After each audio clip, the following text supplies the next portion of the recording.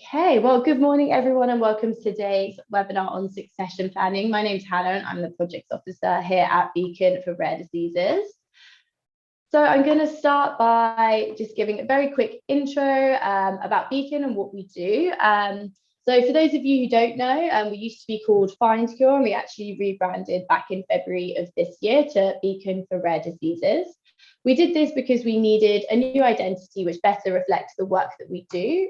So we have a new vision of no rare journey alone and a new mission to build a united rare disease community. Okay, so that's who we are, but what do we do?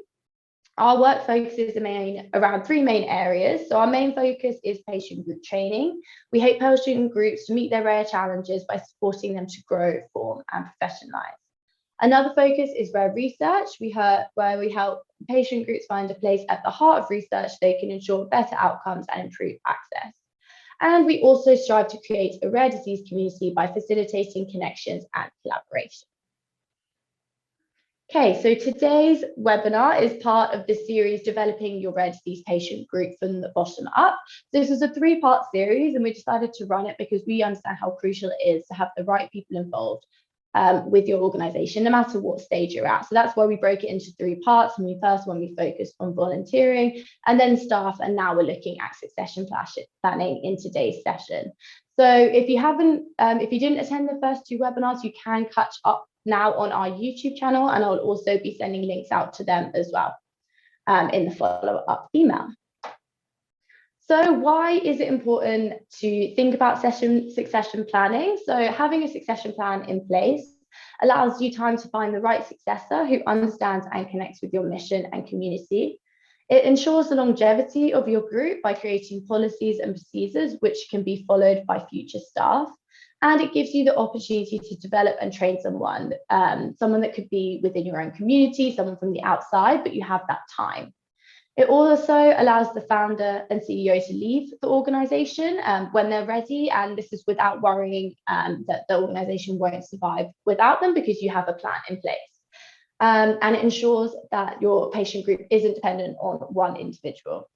But most importantly, it allows your group to continue its vital work as advocates supporting patients and families. So that's kind of what we're going to cover today. Quick bit of housekeeping. I know you guys are all Zoom experts by this point, but thought I'd go over some little bits anyway. So you can use the chat function at the bottom to interact with your fellow attendees, and also if you're having any technical issues, you can report them to me. And if you have any questions for the speakers, please use the Q&A box at the bottom and not the chat box. This is just so we don't miss them, and I can then feed them to the speakers. If you have any questions that you've seen someone else ask that you think is particularly interesting, you could vote, give them the thumbs up, vote them up, and then that way I can see that you're interested and they can get answered quickly or answered first. And if you need subtitles, we have them enabled. You can turn them off or on at the bottom of your screen. Okay, so on to today's speakers. We have a really great lineup for you today. So we have Becky Jenner, the Trust and Foundations Officer at RET UK, Sarah Wynn, CEO from Unique, Penny Wilson, CEO from Getting On Board, and Ginger Irvine and Mette Jolly from the Advocacy for Neuroacanthocytosis Patients. Okay, so that is it from me, and I'm going to pass over to our first speaker. I want to welcome Becky. So hi, Becky. Thank you so much for joining us. Hi, Hannah. Thanks for the opportunity to come along this morning and join you. Good morning to everybody. And I start sharing my presentation. Okay, so I'm Becky Jenner. I'm I would nearly said CEO, then I have to remember I'm not the CEO anymore. I'm the Trust and Foundations Officer at RET UK. And for those of you who aren't familiar with RET UK, we're a small rare disease charity supporting families and professionals affected by Rett syndrome, which is a rare neurological disorder. And I'll tell you a little bit more about that and why I've actually become involved with RET UK. Just get to my next slide. So this is my daughter Rosie. Here she's literally just coming up for 12 months. And she's the reason that I've done so much with my life that I'm actually proud of. And she inspires me every day and motivates me to sort of keep going and to do things in the best possible way. So Rosie's so obviously intertwined with my whole journey, my career, my experience and everything. So at this point, this photo was taken. We weren't aware that she had Rett syndrome. Rett syndrome is, as I say, it's a rare disorder, and children, it can affect boys, mainly affects females. The children are born, to all intents and purposes, normal. And develop fairly normally for the first 12 to 18 months, and then they hit a regression. Looking back, there are things now that I can see about her that weren't quite right, but certainly there wasn't enough to ring any major alarm bells, and she passed all her early milestones. So Rett syndrome takes its toll. This is Rosie now, age 27. So Rosie's a wheelchair user. She's never walked, she's never talked, and she has a host of medical problems, including epilepsy, scoliosis, osteoporosis, and the list goes on and on. So it's a very complex disability. There is really no part of her body that's not affected by it, and she hasn't even got any purposeful hand use. One of the defining features of Rett syndrome is a stereotypy in the hands, which is often ringing or clapping, and they can't do anything useful, even like pick up a cup or a spoon for themselves. What they do retain, though, is very good understanding. So she certainly has an amazing awareness. She has a brilliant sense of humour, and she lets us know that she's there, and we can communicate with her really well. And more recently, using eye gaze technology as well, which she can use. So my journey and involvement with Rett syndrome is obviously there because of Rosie. When she was initially diagnosed, I joined Rett UK as a trustee, and I was a trustee for 7 years. So I have to say it was for reasons, selfish reasons initially, because I thought actually, if you want to find out what's going on with the syndrome and meet people and be connected, then that's a really good place to be. So I joined initially for those reasons, and then obviously got more and more involved with it. So just moving on, you can see how Rosie's diagnosis really shaped my career. So prior to her diagnosis, I was involved with retail management. So started from a Saturday girl with Tesco's, and any of you of a similar age to me or older remember Tesco's it used to be called their home and wear department, which was everything that was non-food. So I worked on their non-food sections as a trainee manager, then assistant manager. And then I went on to work for a company called M&Co, it used to be called Mackay's. And I was store manager and then an area manager with them.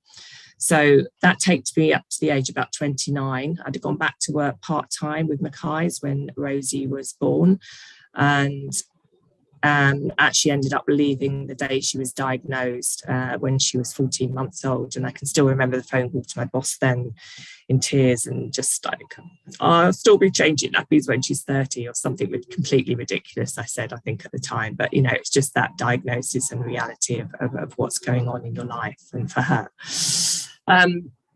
So I then took a bit of a career break to spend some time with Rosie and had 2 more children, 2 boys, but then wanted to go back to work, but realised actually that was going to be a real issue because there was nowhere that could actually provide holiday play care or after school care for someone as complex as Rosie. And even if there was, then the reality was I'd have to take her brothers somewhere else. So with another parent at the school that she was at, we set up a charity called Extra Time, and we were providing after school clubs and holiday play schemes, but inclusive ones. So we had children from the local mainstream schools attending, which was brilliant for them. Obviously, they got to understand about disability. And we did that, and I did that actually for 12 years until the position of CEO at Rett UK came up, which really was a fantastic me to bring my personal experience, obviously, of Rett syndrome as a parent, but also obviously 12 years of running a charity. And I have to say a lot of experience from being in the private sector as well, working in retail. So I'm now Trust and Foundations Officer, which is obviously what we're going to talk about, how I came on to move into that position. and also now have a voluntary position also as president of Rett Syndrome Europe. So how do we go about it? What were my thoughts? Well, I think actually initially when I took the job on, I had a plan. And if you have a plan, then do try and stick to it. You need to be honest with yourself. When I took the job on, I was working in Luton. I lived in Brighton. The office was in Luton. So I agreed with them very early on that I wouldn't be able to do 5 days a week in the office because I still had my daughter living at home plus younger sons. So we agreed that I could do 2 days a week in the office. But even then, I knew that travelling eventually was going to become difficult going up and down, obviously the M1, M25, etc. But they were aware of my plans. I involved people from early on, so no one was really surprised when I started talking about maybe it's time we need to think about succession planning. So they had time to get their heads around the idea that I wasn't going to be there forever, and that 5 years was probably about my maximum of travelling up and down to Luton. I knew what my limitations were. I knew by then I probably would have had enough of doing that. And also, I think it's good for the organisation to have some fresh ideas and fresh blood, etc. as well. And particularly for a small charity like that, I think that's even more important. It's very easy just for one person to get stuck in a position and then really not give their best, I think, for the organisation or not bring in new ideas. So I think it's important that you can actually have some flexibility and new people coming into the organisation, and flexibility around thinking about even if you have a plan, say I had a 5-year plan, but you need to be flexible enough to ensure that you're not going to leave the organisation in a difficult place. So you want it to be financially secure, and you want to be able to move on yourself knowing that you've done a good job and not go when it's at the bottom of or having a very difficult time. So how did we approach it? We looked at the organisational structure, and bear in mind we're a very small team. We only have 5 members of staff. 2 of those are full-time and the rest are part-time. So we had to look, first of all, internally. Was there someone there who could take on the role, which would have been ideal? There wasn't. So if you're not in that situation, then how do you fit someone into such a new role in a small team? Think about these things. And you may have to restructure. We did to a slight degree because we had a couple of people that were working part-time on admin. And we actually thought what we really need to do is be able to bring a deputy in to work with me so I could train and develop them so that they would be ready to move into my role in a year or 18 months' time. So we actually had to work through redundancies for those people. So you may have to consider those sort of things. But we needed to get to a structure that was going to work for us going forward. So it's creating a new role for us. It was the deputy CEO role. So writing the job description, a person spec, and then advertising that role. Very important that you involve your trustees all the way through. So obviously talking to them from the very beginning, and so they know what your plans are, but make sure you involve them in the recruitment. So when I was moving into the Trust and Foundation role, it was part of the grand plan, if you like. It did fit then with the organisational structure. And the key thing I think there is that even if it wasn't me in that role, they would still need someone as a Trust and Foundations officer. So it's a part-time 3 days a week, which is fine for the size of charity that we are. So our turnover is between 350, 400,000. That's pretty much where we are each year. So 3 days a week from Trust and Foundation fundraiser is sufficient. And I know certainly when I was doing the CEO role, I didn't have a deputy and I didn't have a Trust and Foundations fundraiser. That was actually part of the CEO role.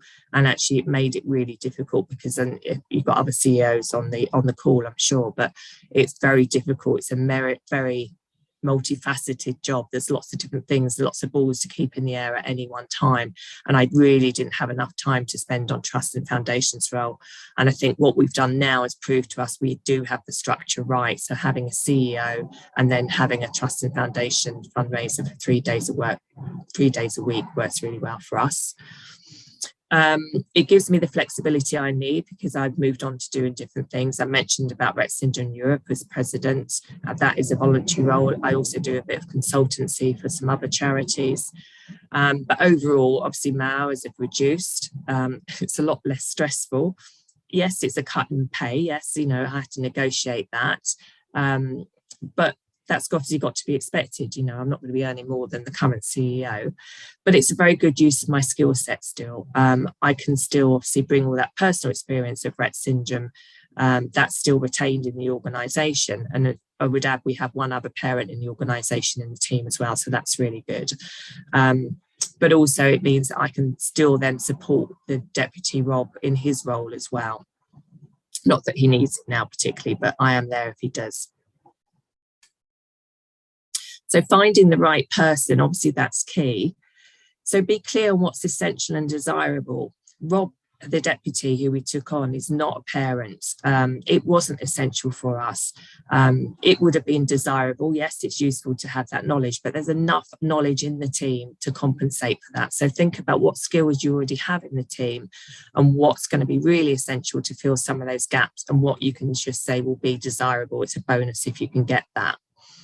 Think about how they fit in the small team. Personality is important. They need to be a good team player when you're working with such, such a small team.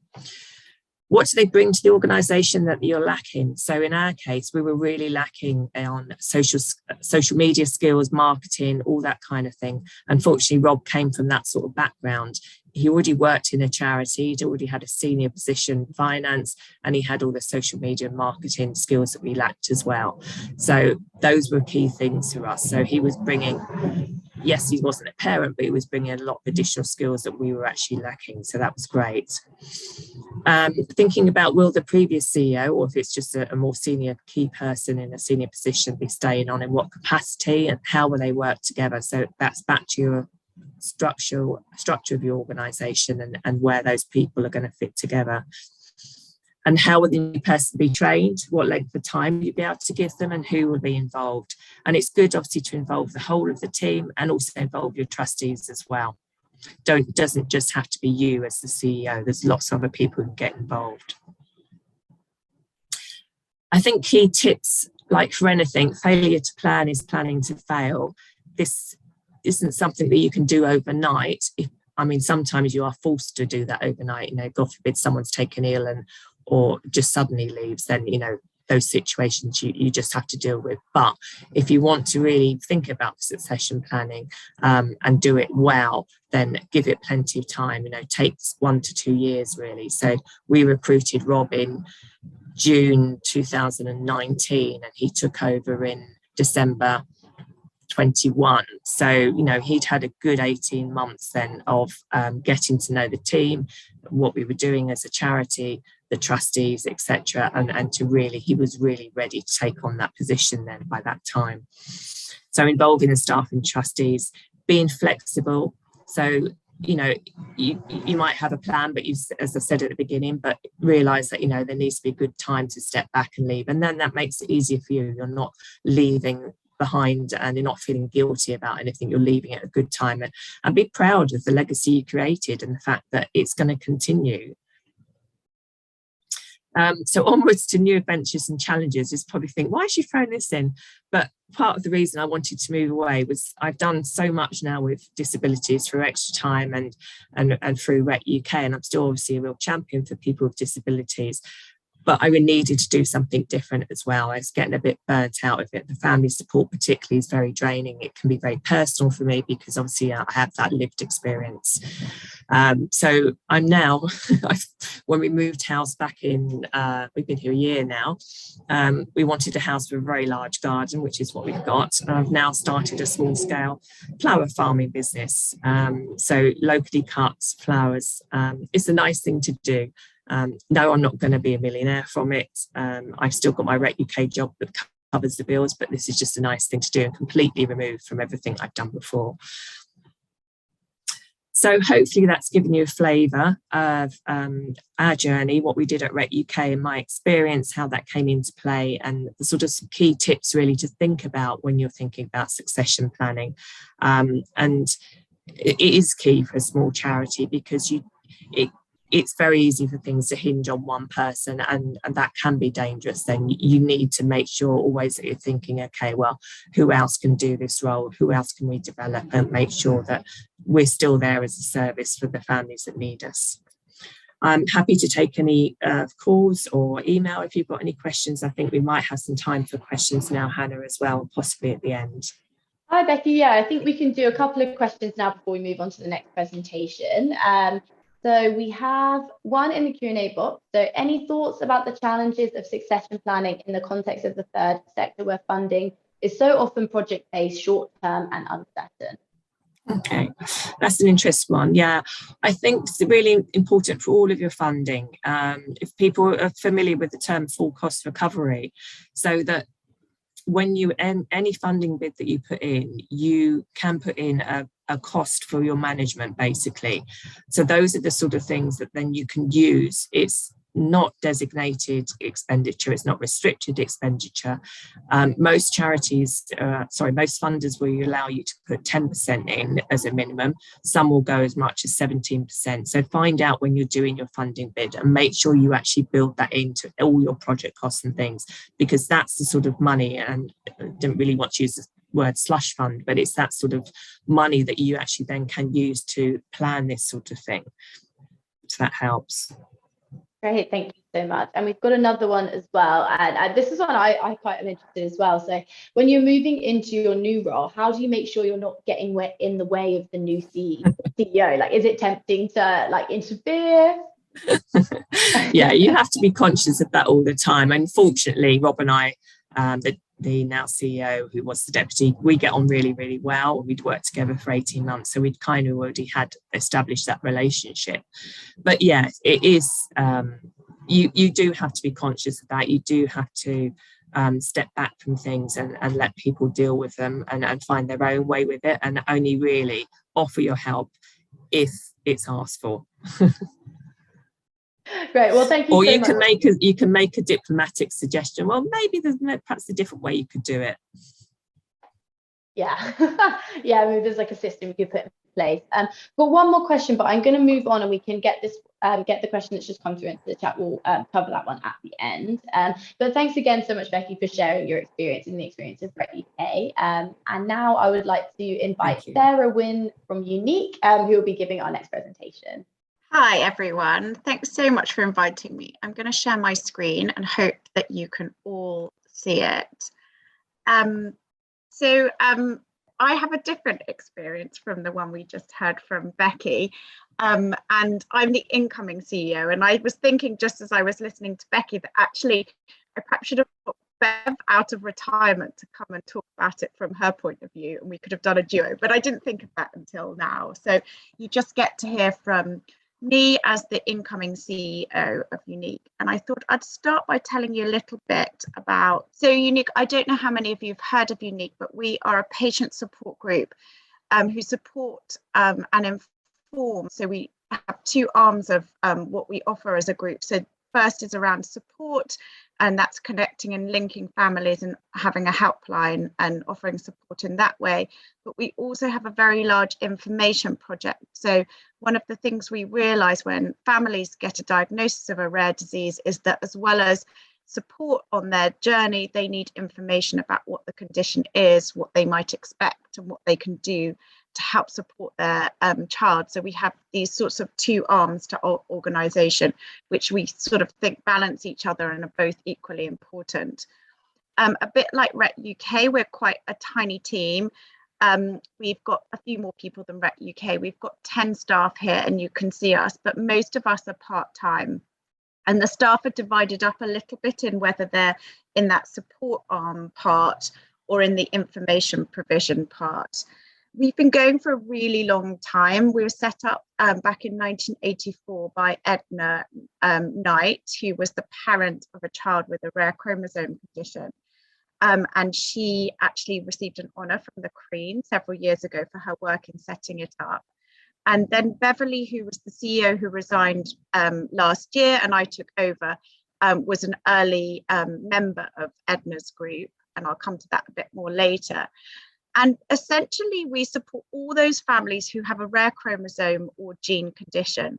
And so when Edna started it, her children had a chromosome 9 condition, and initially she started supporting those families just with a particular chromosome 9 condition. But quickly she recognized that many of the issues and challenges those families faced were true of all sorts of other chromosome conditions. So she expanded to be the Rare Chromosome Disorder Support Group.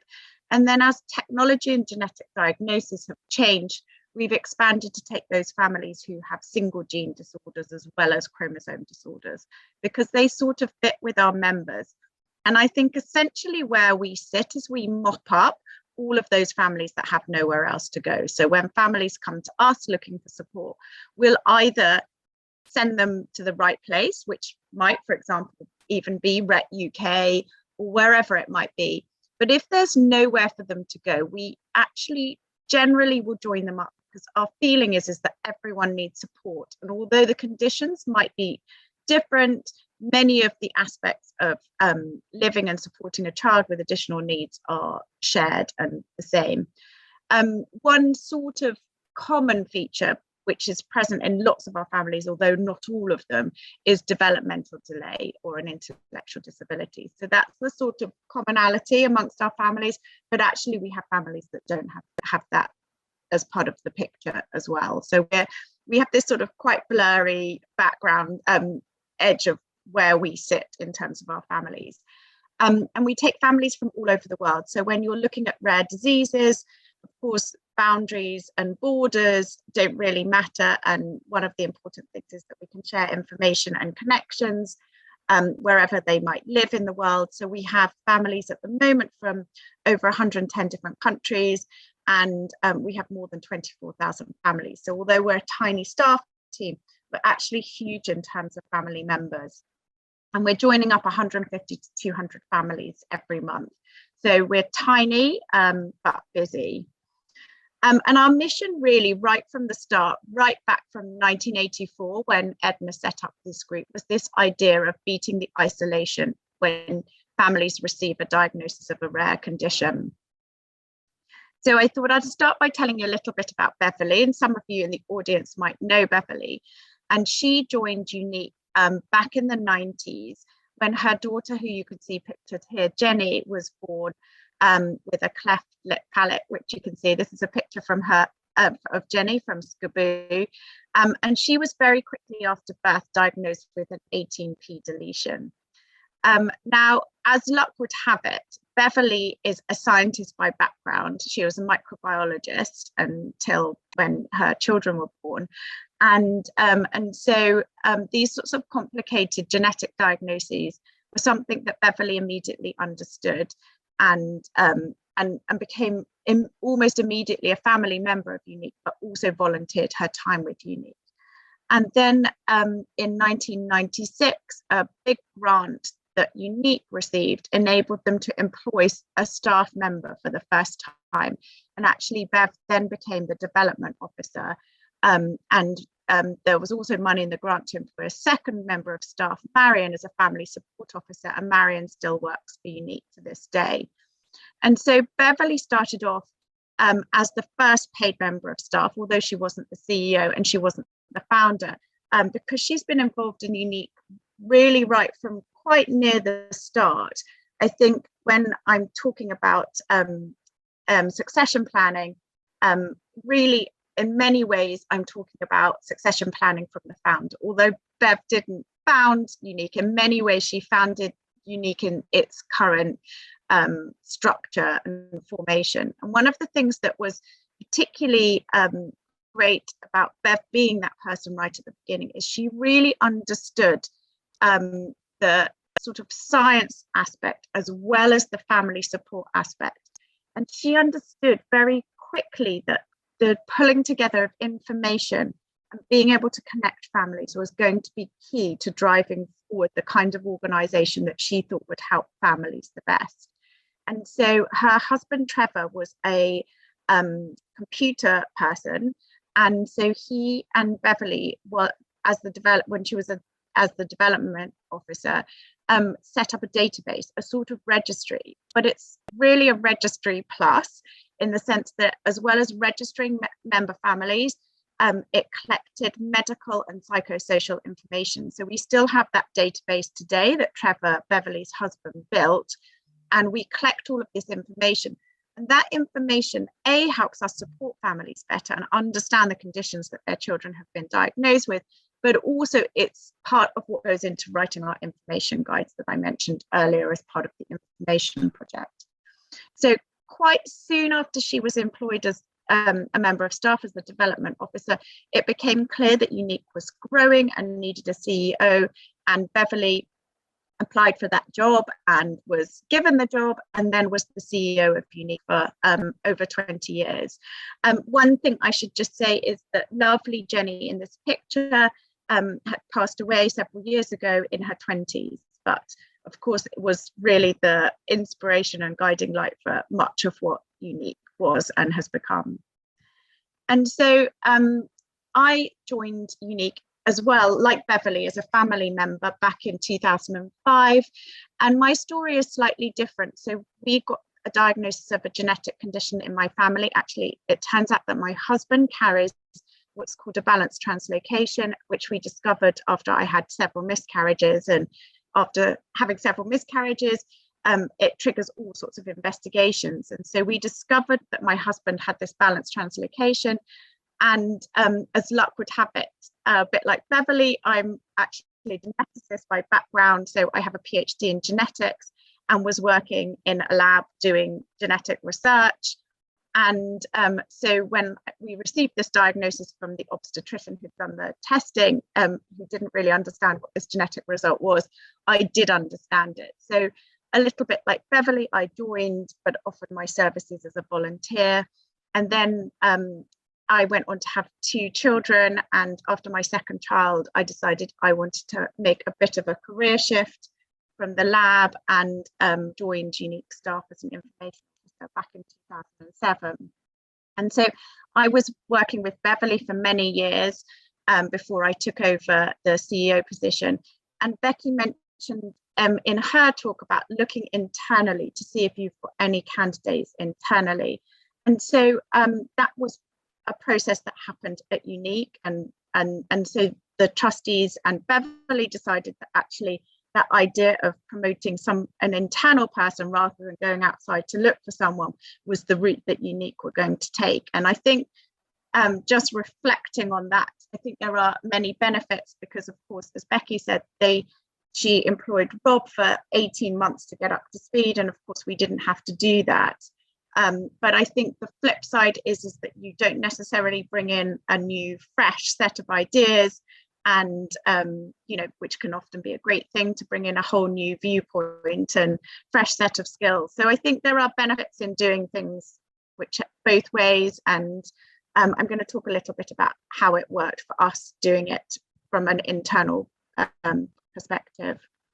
So exactly like Becky said, Beverly also gave the board of trustees at Unique a very long notice period that she wanted to retire.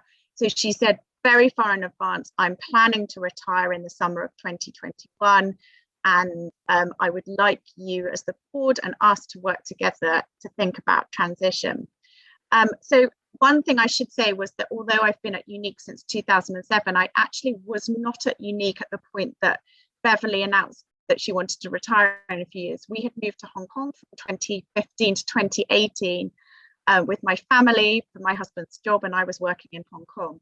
So actually Beverly phoned me in Hong Kong and said, look, this is going to happen in the future. It might be something you're interested in. So the process started quite far in advance as a sort of scoping exercise.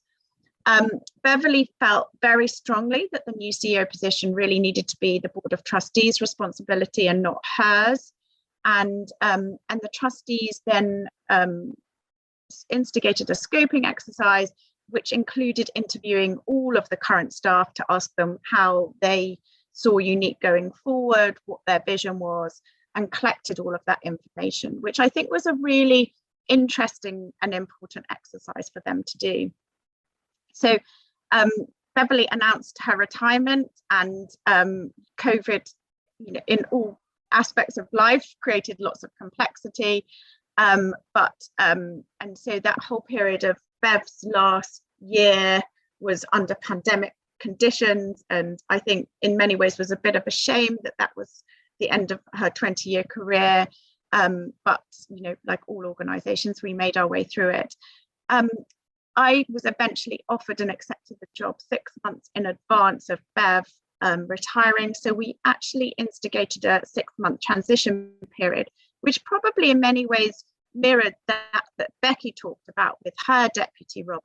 So although I knew the organisation very well and had worked inside the organisation and with the staff team for a very long time, there was still a lot of transition to be done, and still a lot of passing on information and structures of the organisation that I, as an employee of the organisation, as an information officer, hadn't been privy to.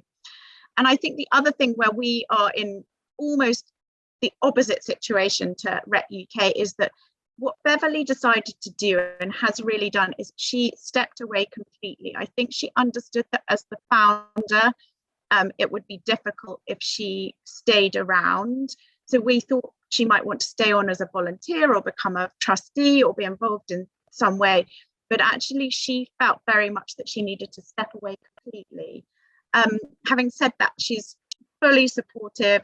We have a WhatsApp group with her, and she comes and meets us for lunch and is fully helpful and always available, but has really stepped away from Unique and is letting us run it independently. So I thought I'd talk a little bit about the challenges that I think lots of us small patient organisations face, and that is that often the CEO that we're succeeding is the founder. So as I mentioned before, Bev wasn't technically the founder of Unique, but really she was the person that founded it in its current structure, and really moved it from being this very small handful of parents to being this huge patient support organisation it is today. And really it was Bev's baby in many ways, and she felt incredibly passionate, committed and responsible for it. So taking over from someone like that, frankly, is quite daunting.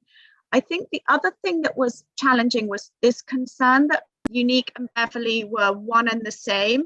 We were a bit worried about not just internally, but externally, how the organisation would be viewed once Beverly had gone. There's this sort of terror that the whole organisation is reliant on one person, and if they go, it will fall apart. And luckily, we're 9-10 months down the line, and it hasn't fallen apart. And but that's definitely a challenge, both internally and I think from an external point of view. I think one of the things that has been really challenging, and I think Beverly and everyone in the team would admit this, was that because organisations like ours grow in that sort of organic way, a lot of the organisation knowledge and history was in Beverly's head and wasn't sort of in a tangible set of documentations, policies, operating procedures. So getting a lot of that information out of Beverly's head and knowledge, not just into me and my team, but sort of in a format that we'd be able to pass it on, has been quite a big challenge. And so although it sounds boring, putting in place all of those guidelines and standard operating procedures, I think they're really key to being able to hand the organisation on to the next person. I think the other challenge that we have is that we have this huge database registry that now contains data on 24,000 families. And not only was it developed by Beverly's husband, Trevor, but had been supported all of those years by him. So we also had to transition not just the organisation and the CEO role, but this enormous database, which really lies at the heart of all the things we do at Unique. So it felt, frankly, quite challenging and daunting, but I think we sort of got through the other side. And the things that we've learned, and this echoes a little bit what Becky was saying, is that I think it's really important in these sorts of organisations to have a long-term plan. there isn't lots of money to suddenly employ lots of new people to do things. So you have to think quite carefully about how those things are going to be managed and how you're going to work out who does what and how the whole transition process is going to work. We were really fortunate that we had lots of time to thoroughly transition responsibilities, and it made it feel a much less scary prospect for taking over from Bev and running this amazing organization, that we had a lot of time to talk through things and to get a really good understanding. And Beverly sort of in those 6 months gradually relinquished responsibility for certain aspects of the work so that I could take them on in a sort of safe and supported environment. Since transitioning, we've put in place lots of robust systems and documentations and policies and standard operating procedures as we were transitioning them. So hopefully the transition to the next CEO after me will be much smoother and easier. And I think it's helped all of the other staff to understand the sort of machinations of the charity and how things are structured. We've also decided to do something slightly differently because, of course, we were doing things just because we'd always done them. And it's been an opportunity to have a look at that and think, is actually this the best way to do it? And so we've done a number of things, including streamlining how our new members join us, which had become a bit too laborious, I think. And one of the things we want to make sure is that actually it's as easy to join us and there are as few barriers as possible to becoming a member of Unique. So we've done quite a lot of work in streamlining those things to make it easier for our staff so that they can spend more time actually supporting families, but also easier for families who want to join us. I mean, I think the key about succession planning, not just for the CEO role, but for other roles within the organization, is really we're thinking about the sustainability of the organizations. And there are so many amazing, fantastic patient organizations doing really important work.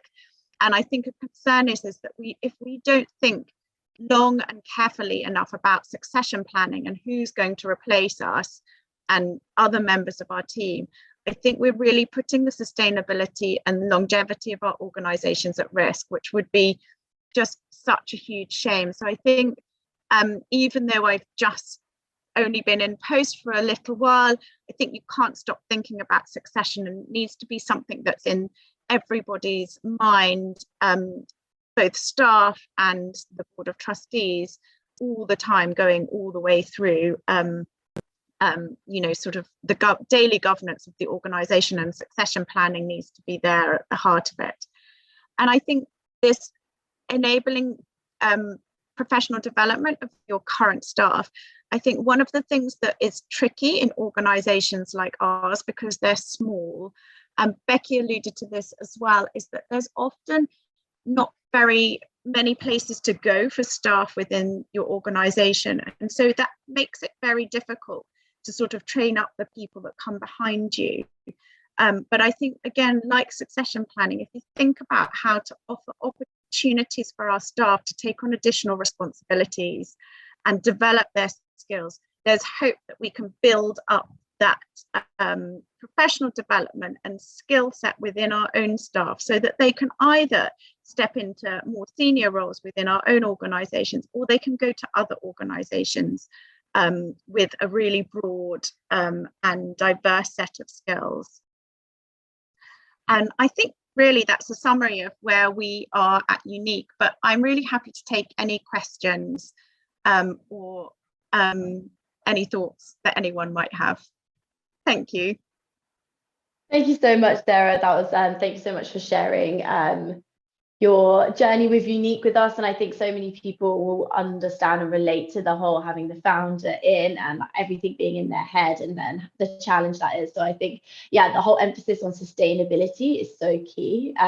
We do have some good questions. I'm going to ask you, I think, one now, and then I think we'll come to the other ones just at the end, because I think that would be good for everyone to go to. So I'm going to ask you, so what are the drawbacks of a long handover period between outgoing and incoming CEOs, if you found any? To be honest, I don't think there are too many drawbacks. I was really grateful for that long handover because I think we, as personally, and also within the whole organization, I think we all, because Beverly had been in place, not only was the founder, but had been in place for more than 20 years. It was an enormous change to have to do this. So I think that the long transition worked, not just for me, but I think for all of the staff. It was a really sort of important period where we sort of gradually handed over. So I don't think there was too many drawbacks. I mean, I can see that some people might be really desperate to get going, and the sort of patience needed. But for me, that was helpful. I think the biggest drawback we had was that Bev retired last summer, and we were still in the middle of that COVID. So we had, on one of my slides, there was a picture of us all sitting in the cold with our cagoule on. And so we'd organised a goodbye party picnic for Bev, because we were in that sort of phase where everything had to be outside. And of course, as British weather has a habit of, it didn't play ball, and it was a really miserable day. And so I think actually, in terms of our personal handover, the worst bit was that it was in COVID, I think, and so that we couldn't really do all of those sort of very fond goodbyes in the same way that we would have done if it hadn't been in the middle of COVID. And we've still got a party to have. So we had this staff goodbye send off, but the board of trustees are also organising something, and COVID delayed it. And then Bev has been off on retirement traveling and, you know, busy. And so it hasn't happened. But I think those things are also really important, actually. And I didn't mention that, but I think being able to show your gratitude to the person who got the organisation to this point, and you know, it's an opportunity to sort of reward them for the work they've done. And you know, we all know that Unique wouldn't be here without her, and although it's really great that organisations need to move on, I think there is a moment there where you have to give thanks and celebrate the person that got it there. Yeah, of course. Well, thank you so much, Sarah, and thanks for that presentation. I will bring you back at the end for some more questions. But for now, I'd love to introduce Meta and Ginger, who will be giving our next presentation. Hi, guys. Hi there, Ginger here. And Meta too. I'm going to share my screen, hopefully. I will allow you a little leeway for not being able to pronounce the name of our disease. No quizzes here, but neuroacanthocytosis, you'll be happy to hear, has been shortened. We now call it NA. And the opportunity to tell you a little bit about it is very welcome, and especially for the points of view and the discussions with our previous two speakers, Becky and Sarah, because we're a different form of a succession planning. And in fact, we're still in it. So you get to see the short and the long of a very small group with founders known as a ma and pa shop, moving on to actually achieve that sustainability of the organization, which Sarah was so rightly pointing out. So I'll start with a short background of how we came to organize the advocacy. That is my husband, Glenn, and myself. In the 1990s, our younger daughter was living and working in Boston, Massachusetts. After finishing university, we were living here, but she returned to attend the wedding of her older sister, Jennifer. And a number of people pointed out to us afterwards that they thought there was something different about Alex. Did we notice anything? And I had noticed a tick in the back of her throat that didn't sound right. So we started exploring, first in Boston, which in the end, when she lost her job, meant she came back to the UK. So after about, only one misdiagnosis, but at least 3.5 years, we were sitting in the office of Professor Lees in the National Hospital in Queen Square in London. The first thing he said to us was, "I expect you know more about this disease than I do." Now, as a guesstimate for the incidence of NA globally is 1 in a million, we recognize, we know that not many doctors have seen one patient, let alone any number of patients. So we're starting from square one. And on the internet, we found 3 case studies with the word neuroacanthocytosis in it. So who we are, like many of the organizations, small or large, we're patients, caregivers, families, and friends. And we are also, having added, fortunately, sorry, that's my phone, I'll turn it off.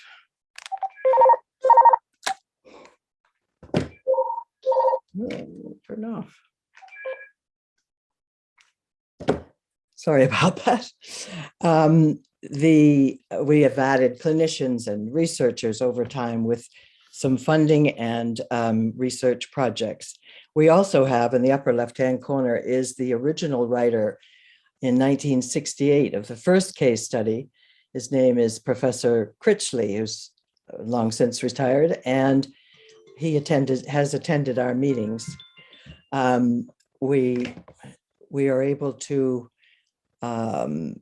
inform him still about our comings and goings, and he is joined in that picture by Bernhard Landwehrmeyer, who is a professor in Germany, who was for 10 years the president of the Huntington's Disease Association in Europe. This is the disease closest to which our symptoms can be found, and therefore, obviously, we're in touch on a long-term basis with many of their researchers as well. So our mission, like a lot of you, I'm sure you've seen these words in various guises. At the top of the list are the patients and their families, and indeed encouragement for cross-fertilization of knowledge. And we've extended our reach really and become more established. We were just an organization until 2009 when we became a UK charity. And that also became the time when we were able to fund some research. So we were able to increase sort of the virtual database, but we don't have memberships in the same way some other organizations do. And my goodness, the manual that you have of members are just fantastic and unique. It would be interesting. We are trying to load ours as we speak on the Livid database in the Netherlands, but we have many fewer participants. We like to contribute to those ongoing partnerships and improving communication between all groups. We're very grateful to Beacon and Rare Disease, Rare Connect, and all of those things. Over the period of over 20 years, we've held 10 symposia around the world. The last one, of course, had to be held virtually in Barcelona, and produced a newsletter online. And fortunately, too, we've been able to fund some projects since 2006, which have been ongoing and have enabled so many of the researchers, patients, and families to actually be involved with what is going on in the field. The fundraising, of course, as we all know, is the difficult one, but everybody does their thing. That's my daughter, Alex, in the wheelchair on the left-hand side, being transported by 6, I think, retired rugby players in Wales for an annual walk that they do to raise funds for NA and also for epilepsy. This lovely family does that. I'm sorry, the man in the tutu ran the London Marathon for us, a gardener friend. And Alex has been in a boat trying to get back to Putney, which was a sponsored boat ride. Lots of plant sales with a good friend in Scotland. our outcomes are, like most other small and large charities, is to really maintain and possibly improve the quality of life for patients. We're fortunate that we've been joined by a group in the United States called the USA NA Group, and it's been able to expand the work that we do with carers. So they have a Facebook page for carers specifically, and we during our workshops at the symposia, we involve carers as well.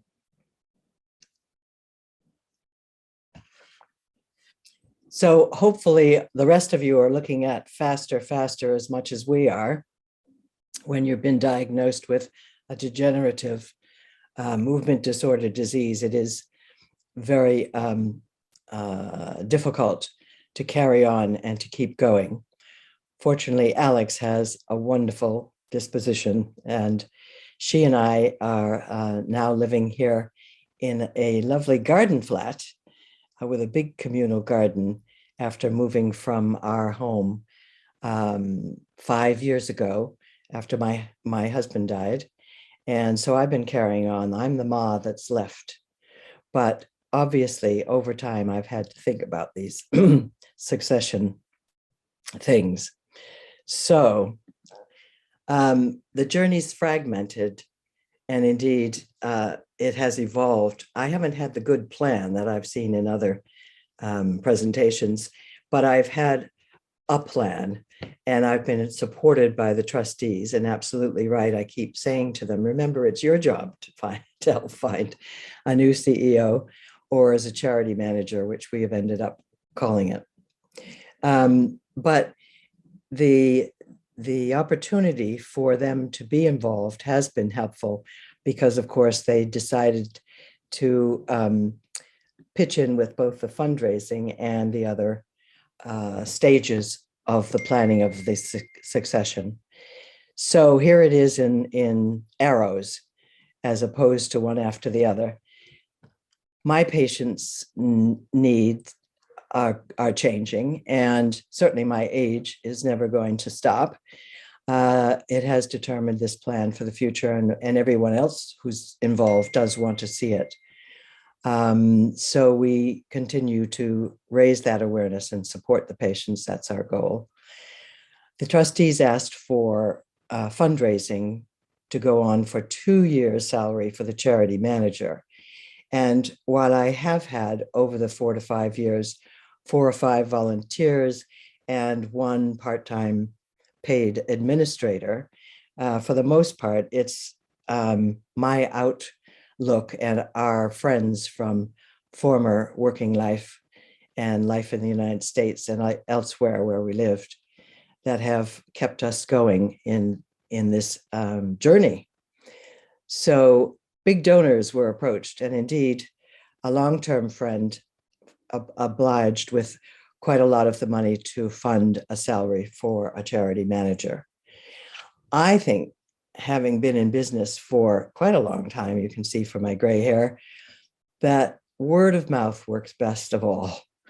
And so everyone, the trustees, myself, all the people who know me, told everyone, asked all of our contacts for ideas and to review the job description, which took about 6 months. We also employed a recruitment agency. It was slightly disappointing, but it was a bad time. That is the beginning of this year, ongoing. And they had a shortage of staff and other difficulties. But my friend in the old neighborhood where I used to live called a friend of hers thinking she might be interested. She said, actually, I know someone around the corner, maybe she'll be interested. So we had 1 candidate from the recruitment agency and 1 candidate found by a friend, trustees joining into the interviewing. Fortunately, this personally sourced person excelled and accepted the job offer. So we have Meta. Hooray for her. I would like to thank a few people before I turn it over to her to tell you a few more things. Just on a note about whether I'll walk away or not. I will likely join the trustees board for the time of 2 to 3 years, 3 years, which is the term, and always be available in the same way. And hopefully, having actually worked for an organization which I founded for expat resources and information in the UK, when I left the board, I left for good. So I've done both, and hopefully this operation will work for us. I think it will, because working with Meta for the last 6 months, or 1 month, has been really uplifting and quite encouraging. And she's a quick learner, and she has read reams of information. Yes, it's true, there are a lot of file cabinets still, but she's going to take care of that. And the time will be decided by us. But obviously, learning from the previous 2 speakers, it looks like 18 months to 2 years even, at least a year, but perhaps 2. So our thanks go to all those lovely people at Beacon, Hannah, and to Rick Thompson. He reviewed the job description. Francesca's a very good friend and experienced charity manager for advice and information from the beginning. And 2 of the consultants have been with us for a long time. I think that's very important when you have as ultra rare disease as this one seems to be, that there's one in New York and one in Germany and many more in other parts of the world. The Japanese have also been involved in research in this field. And I'd like to name Carl and Betty Fortzheimer, who really have kept us afloat for the 20 years. And on the smaller scale, locally, to Lyndon, my friend, and Susanna, Meta's friend, who have found us Meta. And to Alex, my daughter, and her lovely older sister, Jen, as a co-carer, who make our lives very full. Thanks to all of you. Thank you. And there's the advocacy website. Thanks. Meta, it's all yours. Thank you.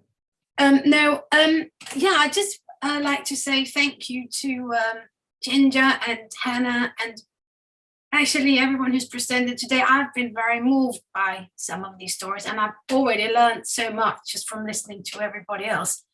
To pick up from what Ginger was saying about how we actually got in touch, I had done the same thing. I had told all my friends, I'm looking for something new. Hadn't given a lot of detail, but cast the net sort of widely. And eventually a friend said, actually, I might know about something. So that's how the first introduction was made, through friends of friends. But having heard about the role, I found it absolutely fascinating because it combines all things that I enjoy. I enjoy admin, and I know a lot of people don't. I really do, but I also quite like to be more than an administrator. So a role that combines making decisions, having contact with other people, other organizations, was really attractive to me. And it's also potentially quite I come from a creative and academic background, so there's also scope here for sort of creativity. And of course, it's a really meaningful job. I met Alex, I saw what her situation is, and that in itself is extremely motivating. We have challenges, and they are the challenges that others have mentioned today.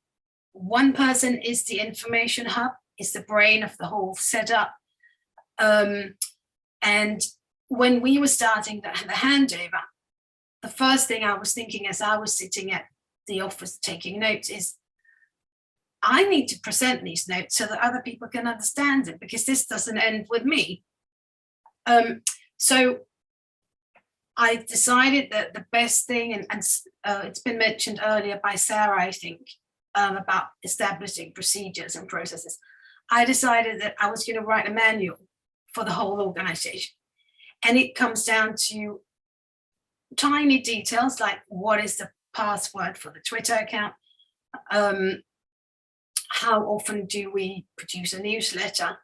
But also the document is, say, the story so far that describes the deceased, everybody involved in the organization, and the history of the organization. My ideal is that a new person, a trustee, a new staff member, a volunteer, should be able to walk in, read the manual, and have a fairly good idea of what actually is going on and what the organization is about, but also where to find the passwords. So there might have been procedures, there have always been procedures and policies, but some of it is not necessarily written down because it's been Ginger that was sort of at the core of the organization. Now we need to write it down and continue things in the spirit that it was created by the founders, Ginger and her husband, Glenn.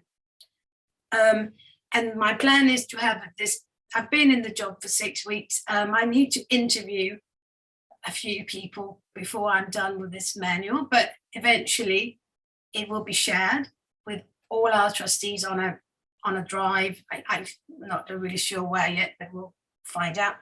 And then constantly updated, so it also becomes like an operation manual. So, and I think that by writing this document, which is becoming quite a large one, I'm actually organizing my own learning. Because one thing is that you think you've taken something on board, but I'm writing it in a format where I'm explaining it to others. And I think that increases, in a way, well, hopefully increases my understanding of what's going on. So thank you for having us today. I think that's all I have to say, and I look forward to hearing other people's comments. Thanks so much, Meta. Thank you so much, Ginger, for sharing your story. Ginger, would you mind quickly stopping screen sharing? Yeah, thank you so much. So that was really interesting and another different perspective as well. And I think it was really valuable to have both Ginger and Meta on. But now I'm going to pass over to Penny, who's going to, from Getting on Board, and she's going to be giving us some advice on succession planning for the Board of Trustees. So hi, Penny, thanks for being here. Thanks, Hannah. Hello, everybody. I'm going to talk about trustee succession planning. I'm from a charity called Getting on Board, which works quite closely with Beacon on trustee recruitment, and also the idea of trustee positions being more accessible, of drawing a wider range of people to our trustee positions. So this is what I'm going to talk about. I'm going to talk about why trustee succession planning matters. I'm going to talk a little bit about the process and then talk in particular about chair succession planning. And then I'm going to touch very briefly on how to leave a trustee role well, and then signpost you to sources of further help. Although I'm talking about trustees, actually all of this is relevant, whatever your structure. So if you're not a registered charity yet, but you have some form of board or management committee or group of a committee of volunteers, all of this is relevant. So don't think it just applies to trustees. So just touching briefly on why trustee succession planning matters. And I think lots of these reasons are really similar. We've mainly talked about staff succession so far, but I think the reasons are quite similar as to why trustee succession planning matters. Now, this is what the governance code has to say about it. I'm not going to read this whole quote, but just to pick out a couple of bits here. So this is from the Charity Governance Code, and it says that the board has and regularly considers the skills, knowledge and experience it needs to govern, lead and deliver the charity's purposes effectively. And it balances the need for continuity with the need to refresh the board. So we need both of those things, don't we? We need the organisational memory, we need all of that longevity combined with fresh people with new skills and knowledge and experience coming in and coming off again. Now, it also says that good practice is that no trustee should be there for more than 9 years. And if they are there for more than 9 years, then there needs to be basically a really good reason for that. Now, I think in rare disease organisations, there often is a good reason for this. So, for example, there might be one consultant in the UK or even in the world who knows about a particular medical condition. So that seems to me is a really good reason why somebody might be on the board for more than 9 years. There might be families dealing with a condition where there are so few, the pool of families is so small, like Ginger talking about there's 1 in a million people with NA. Well, that's, you know, you can't just recruit somebody else at replacing people if the pool is so small. So there could be exceptions, particularly for rare disease organisations.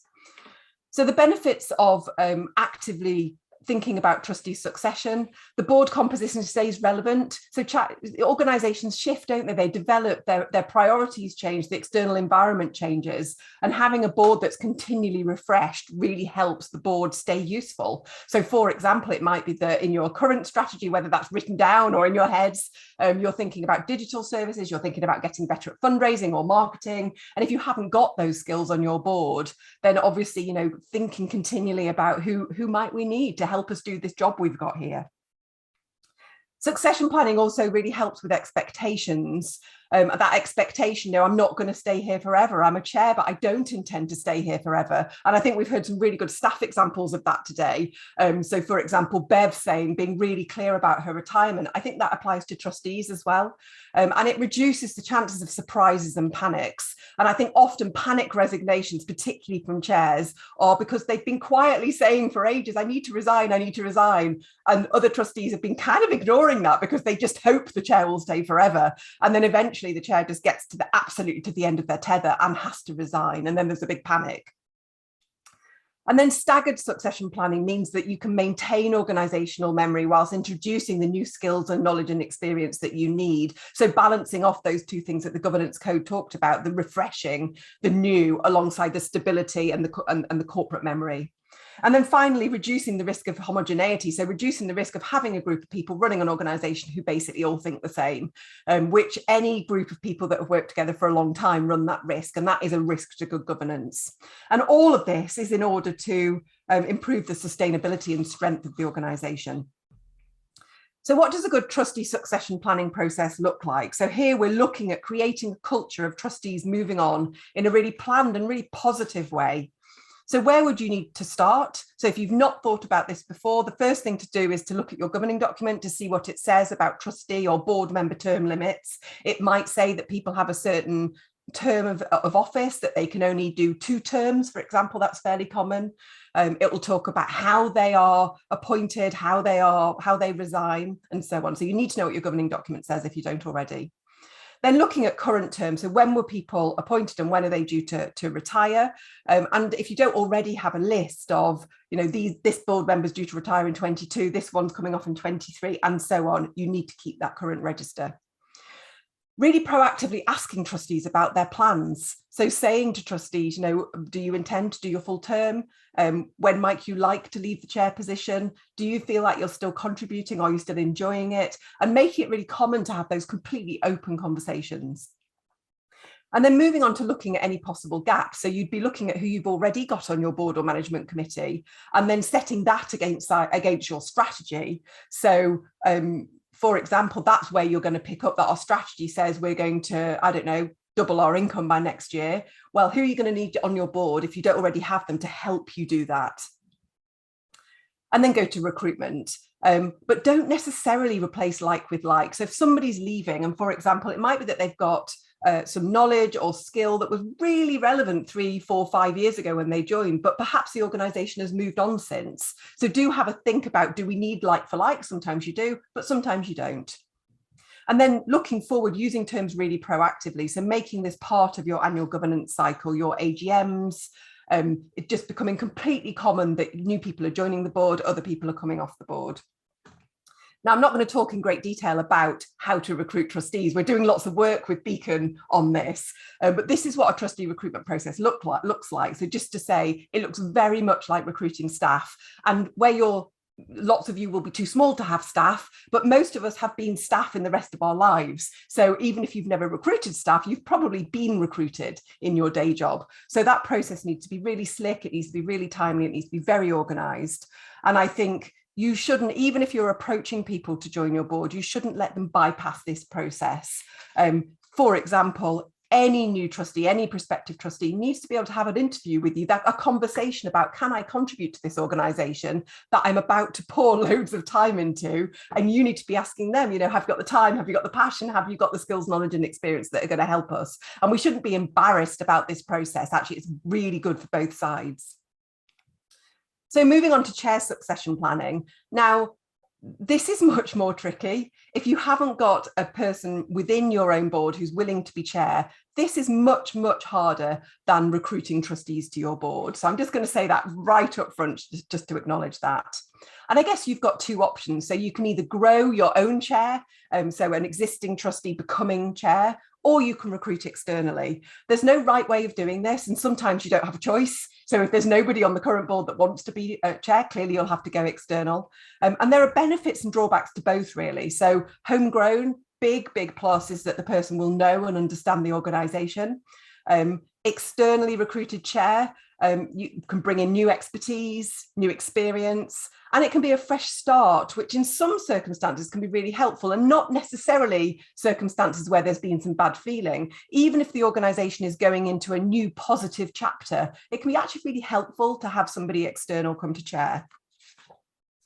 So some considerations about homegrown chairs.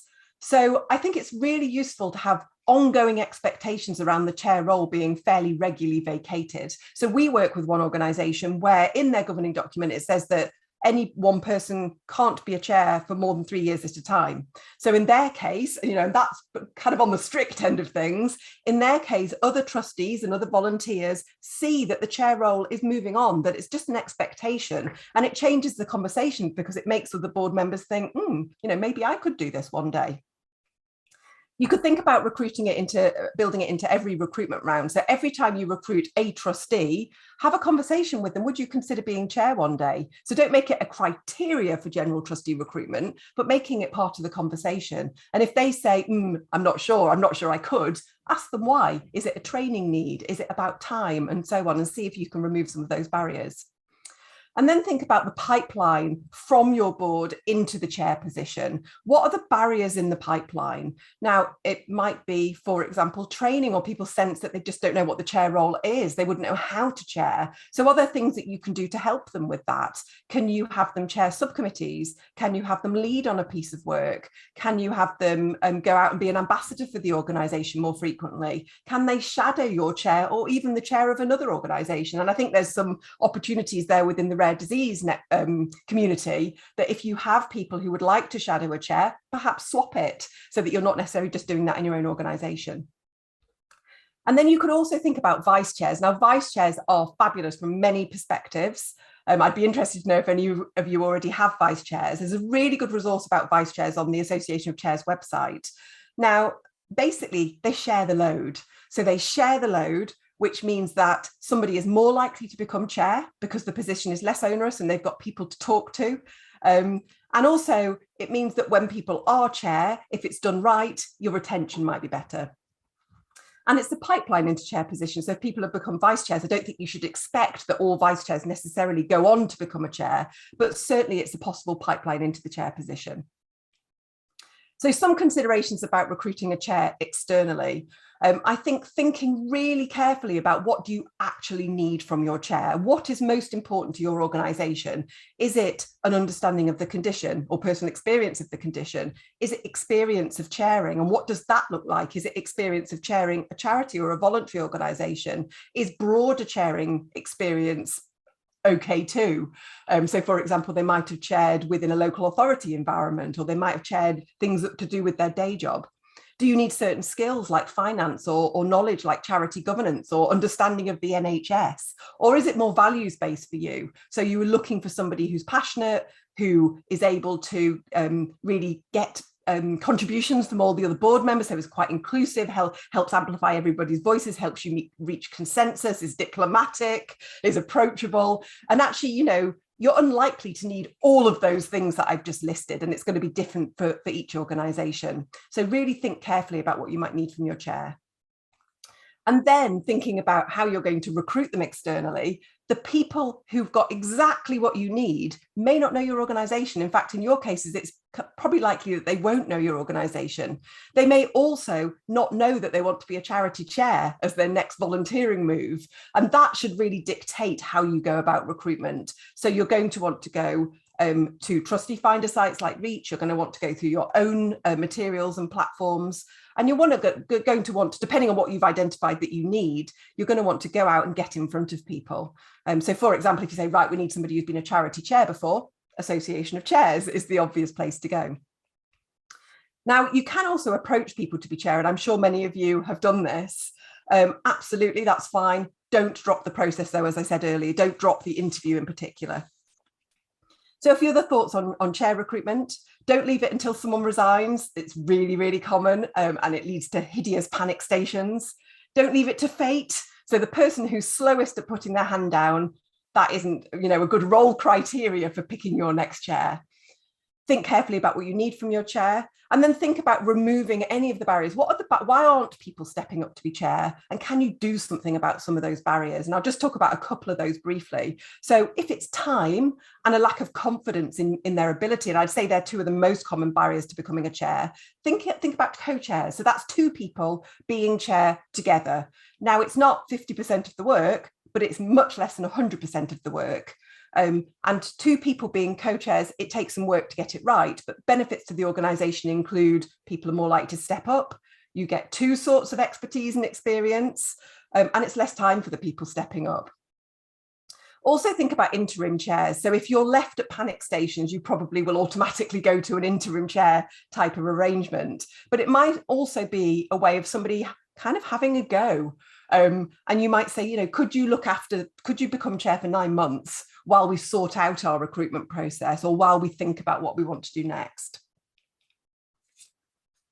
So finally, I wanted to talk about how to leave a trustee role well. So I've talked so far about the trustee succession planning through the lens of the organisation, but I think we can also think about it through the lens of us as individuals. Now, I've written a whole article on this, which you can find there. It was published by Third Sector magazine, and I'm just going to pick a couple off here about how to leave well. So I think, first of all, when you take up a trustee role, think about when you might want to leave, put a limit on it, tell the organisation that's what your limit is, and then think about what legacy you want to leave. What do I want to contribute here, and how do I want to leave the organisation better off with my fellow trustees than when I started? And don't make yourself indispensable. We've heard a lot about this in terms of staff succession today, haven't we? And it's so true. It's really nice to be indispensable. And I think particularly if you're a founder trustee, that's quite likely. At some stages, it's almost inevitable that a founder will be indispensable. But the best thing you can do for an organisation is to try and make yourself dispensable, whether that's passing on your knowledge to other people, writing it down, sharing your networks and so on. And then leave with pride. So when you should be leaving with a bang, not a kind of wilt, and really, celebrating. As Sarah was talking about when Bev was leaving, then you're really celebrating when somebody leaves. A couple of thoughts on founders before I wrap up. Can founders ever leave? We've heard some examples today of when they have. Founders can certainly leave a board and become CEO sometimes if funding can be found. They can also become a patron.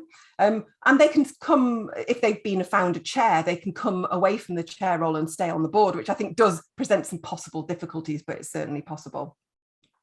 So I'm going to stop there, and I think Hannah's going to share the slides, and I've put there some possible resources for further support. Thank you so much, Penny. That was really great and so valuable to get some really practical tips as to how to go about the process of succession planning. It's not easy, and it's like a long process, but I want to just bring all of the speakers back really quickly because I am conscious about time, but we do have a couple of questions that I thought would be great to bring everyone back for. So there's one, this one's just aimed at Becky actually, but I just want to make sure we get to it.